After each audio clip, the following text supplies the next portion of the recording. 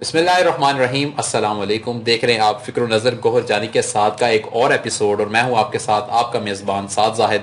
ناظرین، سب سے پہلے دیکھنے والوں کو رمضان مبارک، اور کیونکہ اب رمضان شروع ہو چکا ہے اور رمضان کے حوالے سے بہت سارے سوالات ہمارے پاس موجود تھے، تو ہم نے سوچا آپ اسی حوالے سے تمام سوالات کریں گے۔ ہمارے ساتھ موجود ہیں پروفیسر ریاض محمد عارف گوہر جانی صاحب۔ السلام علیکم سر۔ جی وعلیکم السلام۔ سب سے پہلے تو سر رمضان مبارک آپ کو۔ بہت شکریہ، اللہ تعالیٰ اپنے کرم میں رکھے، ہم سب کو اپنی عنایات میں رکھے اور رمضان المبارک کی سعادتیں سمیٹنے کی توفیق عطا فرمائے۔ آمین ثم آمین۔ اچھا سر سوالات کافی زیادہ ہمارے پاس آئے، ان میں سے جو سب سے زیادہ پوچھا گیا سوال تھا وہ یہ تھا کہ جب بھی رمضان آتا ہے، خاص طور پر پاکستان میں پچھلے 4-5 سالوں سے یہ تواتر کے ساتھ مسئلہ ہو رہا ہے کہ چاند کا مسئلہ کھڑا ہو جاتا ہے۔ ایک طرف وہ ہمارے وہ نام نہیں لیتا پشاور والے ہیں، وہ اپنی عید کر لیتے ہیں، ایک اسلام آباد والے ہیں وہ اپنی عید کر لیتے ہیں، اب ایک اس میں وزیر سائنس اور ٹیکنالوجی بھی اس میں ایڈ ہو گئی ہے، تین نیریٹو بلڈ ہوئے ہیں۔ آپ کیا سمجھتے ہیں یہ چاند کا مسئلہ جو ہے یہ کیسے حل ہو سکتا ہے؟ تھوڑی سی لطافت کا اظہار کیا جائے تو اس کا ادھر بارے گراں گزرے طبع نازک پر سننے والوں کی تو میں یہ عرض کروں گا جی کہ چاند کا مسئلہ تو ازل سے جاری ہے، ٹھیک ہو گیا، کیونکہ ہر ایک کا اپنا چاند ہے اور ہر ایک کا چاند مختلف ہے۔ گو کہ دوسرے کی نظر میں وہ چاند ہے ہی نہیں ہے، لیکن جس نے اپنا چاند اپنی نسبت سے بنا رکھا ہے وہ تو اس کا اپنا چاند ہے ہی ہے۔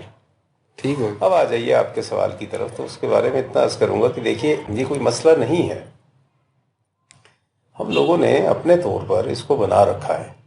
چاند بنیادی طور پر اوقات کے متعین کرنے کا ایک ذریعہ ہے، اور ان اوقات کے لیے والقمر قدرناہ منازل حتی عاد کالعرجون القدیم کی بات کی جاتی ہے قرآن مجید میں اس کے بارے میں، کہ یہ اپنے طور پر منازل کو مقرر کرتا ہے، مقدر کرتا ہے، اور اس کے بعد چلتے چلتے چلتے واپس پلٹ آتے اسی اپنی بڑھاپے کی طرف، یعنی بالکل آغاز کی طرف جس وقت وہ بڑھنا شروع ہوا تھا۔ تو اس کے بڑھنے کے ساتھ ساتھ اوقات کا تعین کیا جاتا ہے، مہینوں کا تعین کیا جاتا ہے، دنوں کا کیا جاتا ہے، راتوں کا کیا جاتا ہے، اور اس کے بعد یہ حقیقتاً آپ کے لیے ایک وقت کے تعین کا ذریعہ ہے۔ ٹھیک ہو گیا۔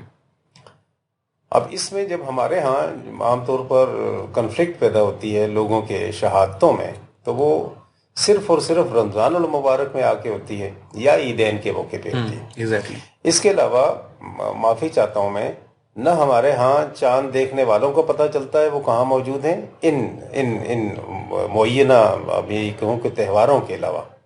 اب رمضان المبارک کے مہینے آغاز میں، اور اس کے بعد رمضان المبارک کے بعد شوال المکرم کے مہینے عید الفطر کے آغاز میں، اور اس کے بعد عید الاضحیٰ جس وقت ہم اس کو کرتے ہیں، خیر وہ تو عام طور پہ متعین شدہ ہی ہوتا ہے کیونکہ وہ 10 دن پہلے ہی اس کا آغاز ہو جاتا ہے ذی الحجہ کے مہینے میں۔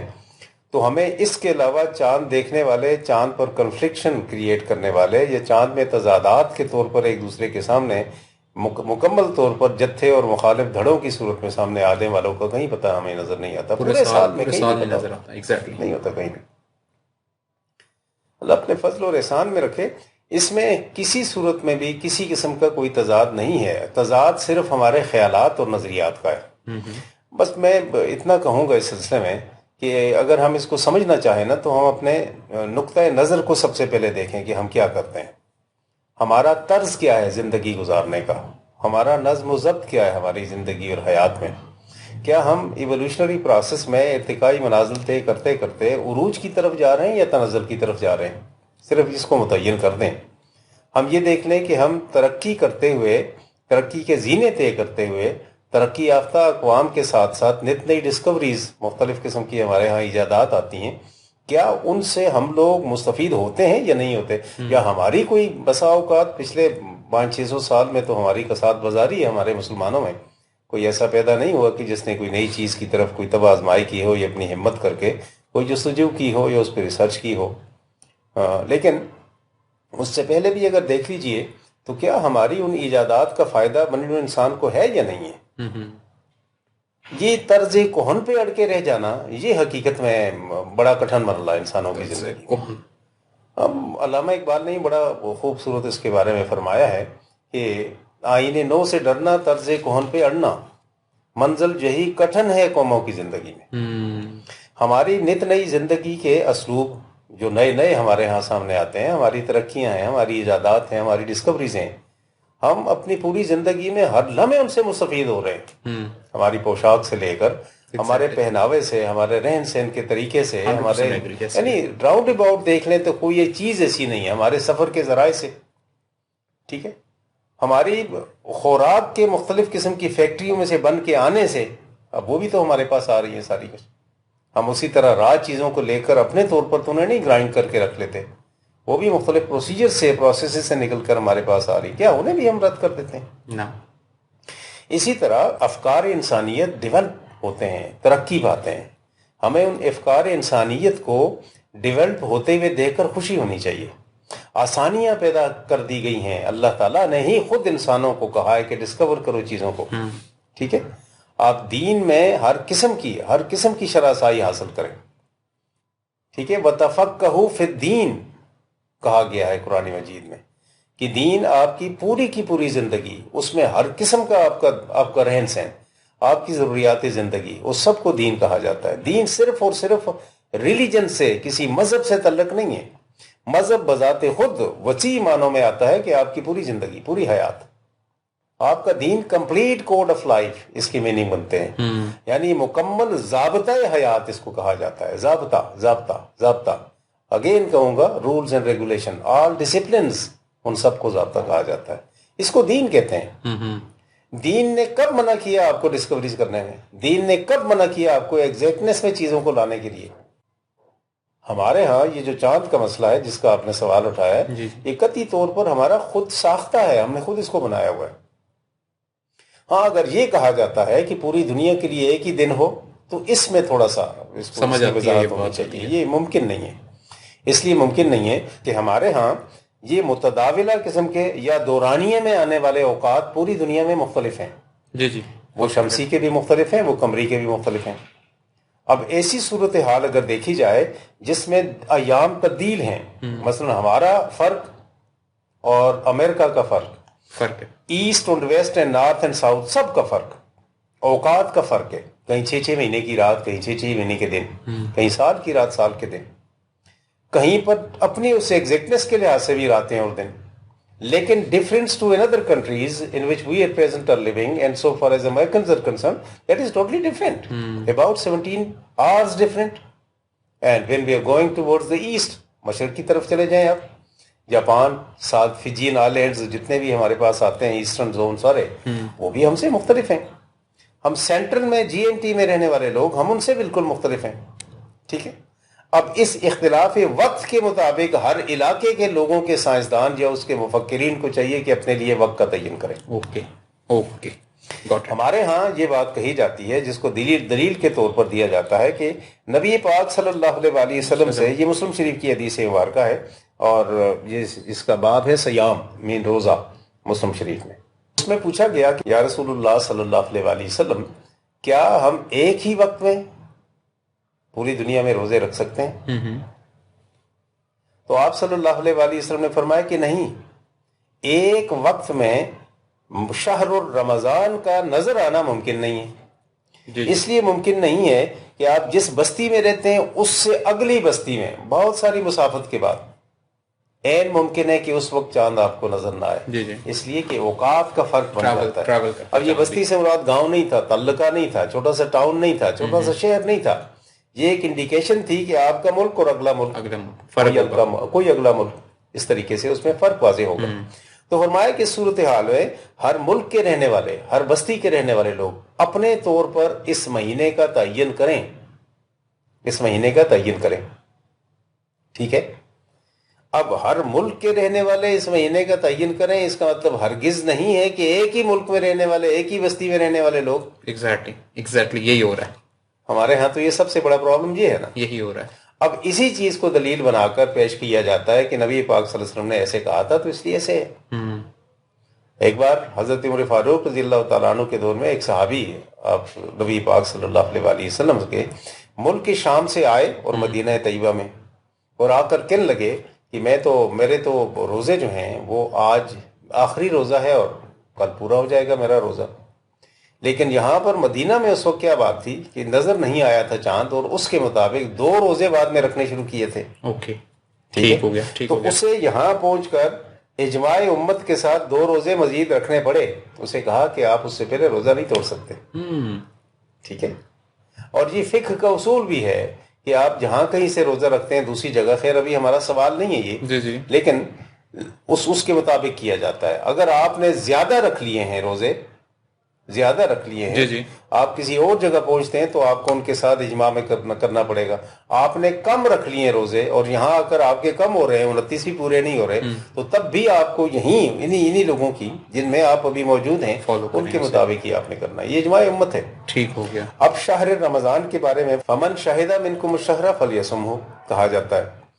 اب دیکھیے اس کا یہ جو مطلب دیا جاتا ہے کہ جب تم چاند دیکھو تو روزہ رکھو، حالانکہ یہ نہیں ہے. اس کا مفہوم یہ بنتا ہے کہ جب تم اس مہینے میں زندہ رہے، جس میں رمضان ہے، جس میں روزے آتے ہیں، تو تمہارے اوپر فرض ہے کہ تم روزہ رکھو. شہد منکم الشہر، when you become a witness to the month in which Ramzan is prescribed, it is prescription upon you to observe fasting. جب آپ الائیو ہو، زندہ ہو، آپ وٹنس کرتے ہو. وٹنس کرنے کے لیے زندہ ہونا لازم ہے نا.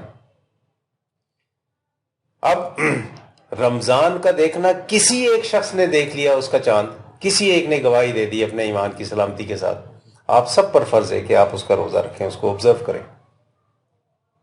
ہمارے ہاں تو دھڑے بندیاں بن گئی ہیں معذرت کے ساتھ. فی زمانہ سائنس نے اتنی ترقی کر لی ہے کہ آپ لوگ 50 ایئرز کے، آمدہ 50 سال کے، آمدہ 100 سال کے ساری چیزوں کو آپ پریڈکٹ کر کے بتاتے ہیں کہ اوقات کا تعین کیسے کیسے. اور جس کی واضح مثال میں آپ کو دیتا ہوں، یہ دیکھیے ہمارے ہاں پچھلے 200 سال سے ایک کیلنڈر چلتا ہے جس کو کہتے ہیں نماز کیلنڈر یا صلات کیلنڈر. ہر مسجد میں آویزاں ہوتا ہے، بڑا سارا چارٹ ہے. اردو بازار میں بہت سارے ایسے ہمارے ہاں ناشرین ہیں یا پرنٹرز ہیں جو اس کو ہر سال باقاعدگی سے پرنٹ کرنے کے بعد مساجد کو ہدیۃً تحفۃً دیتے. اب ان مساجد میں رہنے والے لوگ، یعنی آپ کو یہ بتا دوں میں کہ پاکستان میں بھی جتنے بھی لوگ رہتے ہیں، ہمارے زونز میں اگر تقسیم کر دیے جائے پاکستان کو 4 زونز میں، eastern, western, northern and southern, ان 4 زونز کے علاقوں میں مختلف قسم کے کیلنڈر ہیں جو آبزرو ہوتے ہیں وقت کے تعین کے ساتھ، 10-15 منٹ آگے پیچھے ہو رہے ہیں. لیکن فور کاسٹڈ ہے یا نہیں ہے؟ پچھلے 2 سال سے اس کی فور کاسٹنگ چل رہی ہے یا نہیں چل رہی؟ ہو تو رہی ہے، آلریڈی ہو رہی ہے. پوری دنیا میں اسی طرح نماز کے اوقات کے لیے ہر روزانہ کے حساب سے، یہ نہیں ہے کہ مہینہ آئے گا، روزانہ کے حساب سے آج اتنے منٹ اور اتنے پر سیکنڈ پر، آج اتنے گھنٹے اور اتنے منٹ پر یہ فلاں وقت کی نماز ادا کی جائے گی، اور اس کے لیے وہی ٹائم فکس ہے. ایسا ہی ہے، اس میں کوئی تبدیلی نہیں آتی. اگر تبدیلی آتی ہے تو عام طور پہ سلائٹ آتی ہے، تھوڑی سی آتی ہے، 1 آدھے منٹ کی. وہ بھی ظاہر ہے، ایک امام مسجد ہے، اس کی اپنی بھی تو اتھارٹی ہے جس کے تحت وہ کر سکتا ہے. لیکن وہ اگر آپ پری کاسٹ کر سکتے ہیں، فور کاسٹ کر سکتے ہیں، وہاں پر پری پرنٹ کر کے رکھ سکتے ہیں ایک دلیل کے طور پر، تو کیا آپ اپنے علاقے میں رہنے والے لوگوں کے لیے سائنس نے اتنی ترقی کر لی ہے جس میں اس نے اتنی ڈسکوریز کر لی ہیں، وہ چاند کے بارے میں نہیں ایکسپیکٹڈ ڈیٹس بتا سکتی. معذرت کے ساتھ ہمارے اس سال اس ایکسپیکٹڈ ڈیٹ 25 اپریل کے بارے میں ہمارے اس ministry of science and technology نے 1 سال پہلے بتا دیا تھا. اور سننے میں آیا ہے، میں دیکھا تو نہیں میں نے، لیکن سننے میں آیا ہے کہ انہوں نے اپنے طور پر ایک کیلنڈر بھی مرتب کر دیا ہے، کیلنڈر ایپ بنا دی ہے، ویب سائٹ بنا دی ہے. دیکھ لیجئے. اور اس سال انہی کے مطابق 25 کو روزہ ہوگا، 25 ہی کو ہو رہا ہے. اور کسی قسم کا کلیش بھی نہیں آیا، نہ پشاور کا کلیش آیا، نہ کراچی کا آیا ہے، نہ جمرود کا ہے، نہ وزیرستان کا ہے یا ناردن کا، نہ وہاں پر ایجنسیز کا آیا ہے، اور نہ ہمارے یہاں اسلام آباد اور پنڈی اور ملتان اور کراچی یا حیدرآباد کا ہے، نہ کوئٹہ کا آیا ہے. دیکھیے ہم لوگ اپنے آپ جب کہیں، پھر میں وہی عرض کروں گا کہ اللہ تعالیٰ کی کرم فرمائی سے ہمیں کوئی اتھارٹی اختیار مل جاتا ہے تو ہم اسے سمجھتے ہیں کہ یہ مجھ سے منسلک ہے، اس کے علاوہ کسی اور کے پاس نہیں جانا چاہیے. کوشش کرتے ہیں وہ میرے پاس رہے. یہی ہو رہا ہے، یہی معاملہ ہے. ہم لوگوں نے معذرت کے ساتھ فخر و مباحات کے ناطے سے اپنی اتھارٹی قائم کر رکھی ہے. اتھارٹی بہت سارے معاملات میں، میں معذرت کے ساتھ صرف یہی نہیں کہوں گا کہ ہمارے علماء حضرات میں یا دینی طبقہ نے، ہر طبقے میں رہنے والے لوگ جہاں جہاں پر ہیں وہ یہ چاہتے ہیں کہ میرے پاس جو اتھارٹی ہے وہ میری ہی رہے، اور اس کے لیے تن من دھن بھی قربان کر لیتے ہیں. غضبناک قسم کی گفتگو شروع کر دیتے ہیں اس کے بارے میں. اپنا دفاع کرتے ہوئے. عقل و شعور کی بات اگر کی جائے تو اس کو بھی دلیل سے اس طریقے سے رد کرتے ہیں کہ وہ اپنی دی ہوئی دلیل کو اللہ کی دلیل کہتے ہیں. نہیں, یہ اللہ کے حکم کے خلاف ہے. یہ بات یہی ہو رہا ہے. مجھے بتائیے کہ آپ کے ذاتی جس کو کہتے ہیں کہ روایتی معاملات یا وہ ڈسکوریز جو ہو رہی ہیں جس کے بارے میں حقائق مزید چھن چھن کر سامنے آ رہے ہیں ہمارے, ان میں اللہ کا فرمان جی ہے, آپ سٹیگنٹ ہو کے بیٹھ جائیں. ہوتا ہی نہیں ہے اللہ تعالیٰ کا فرمان. اللہ تعالیٰ آپ کو جو دیا ہوا ہے یہ گولا ہے اوپر, میں کئی بار کہا کرتا ہوں کہ یہ چھوٹا سا گولا آپ کے لیے یہ انتہائی قسم کا معلوماتی ذریعہ ہے. عقل و شعور کے ناطے سے پوری دنیا کے علوم اس میں سما سکتے ہیں. آپ کو اس کو استعمال کرنا چاہیے.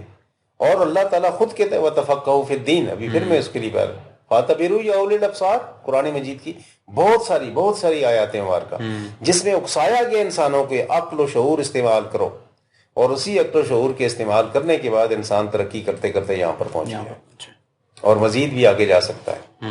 یہ ہمارا خود اپنا پیدا کرتا ہے معاملہ ہے. اس کے علاوہ کسی قسم کی بھی ممانعت نہیں ہے اسلام میں کہ آپ ترقی کرتے ہوئے آگے بڑھتے ہوئے آپ چیزوں کو ڈسکور نہ کریں. آپ کے پاس جو مینز ہیں آپ یوٹیلائز کریں اسے. جی ٹھیک.